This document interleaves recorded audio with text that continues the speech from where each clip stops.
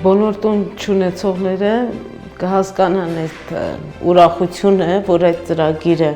եղավ, այդ 16 միլիոնը փրկություն է կարելի է ասել։ Մի քանի ամիս է Արմինեն ամուսնու ու երեխաների հետ տեղափոխվել է նոր տուն։ Սահմանամերձ Խաչիկում են ապրում, հիմնականում Հողաշեն տներ են գյուղում։ Իրենց հին տունն օրինակ մոտ 100 տարեկան էր։ Այստեղ են ծնվել ու մեծացել երեխաները, 20 տարի ապրել են երկու փոքր անհարմար սենյակներում, երազել ընդարձակ, լուսավոր, հարմարավետ տուն ունենալու մասին։ Երկար տարիներ մենք խնայում ենք, բայց այդքան չենք կարողացել նույնիսկ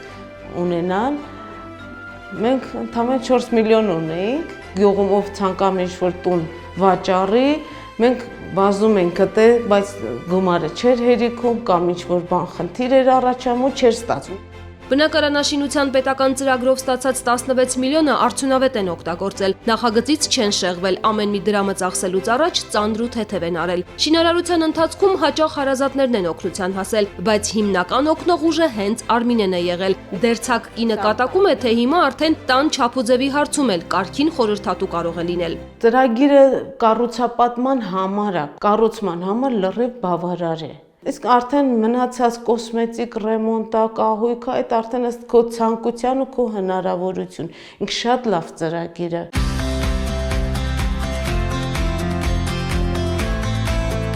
Ապագայում ուզում դառնամ բիզնես կառավարիչ, մարքեթոլոգ, նաև լուսանկարիչ։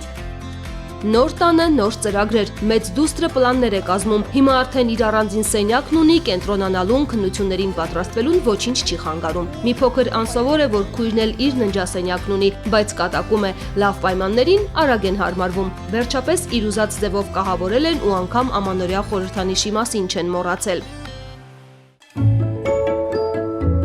Երբ որ դեռ հին տանն էինք ապրում, տունը փոքր էր ու հնարավորություն շատ չկար մեծ տոնածառի կամ մեծ զարդարանքների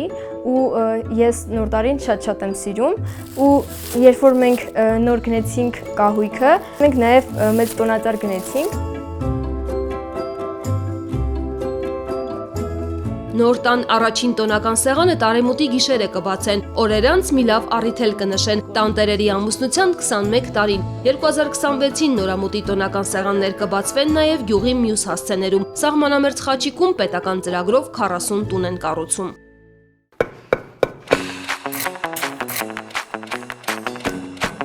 Եթե նայենք սեփական միջոցներին, հաստատ գյուղը մեկը ես ինչ էի սարքելու,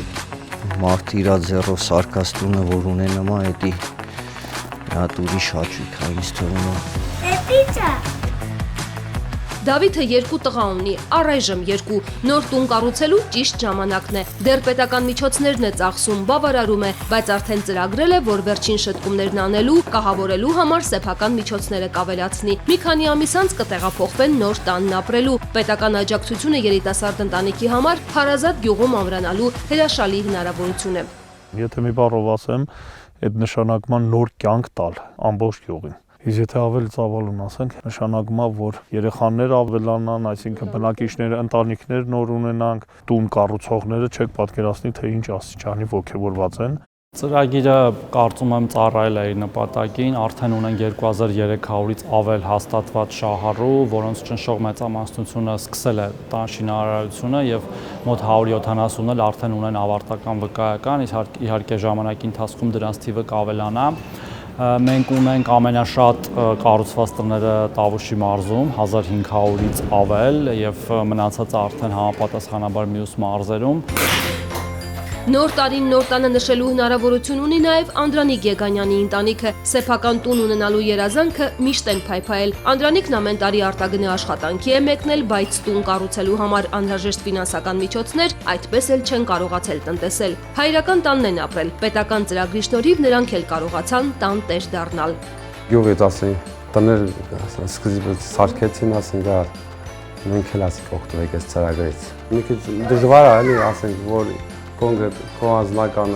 ուժերով կանաս տուն կառուցել։ Տունը, որ նոր ենք սկսել, ես չի հավատում, որ մի օր կգա, որ կվերջացնենք ու կտեղափոխվենք։ Հենց եկել ենք ստեղ, չի ստեղ եմ սարքել, մեր նոր բնակարանն եմ սարքել։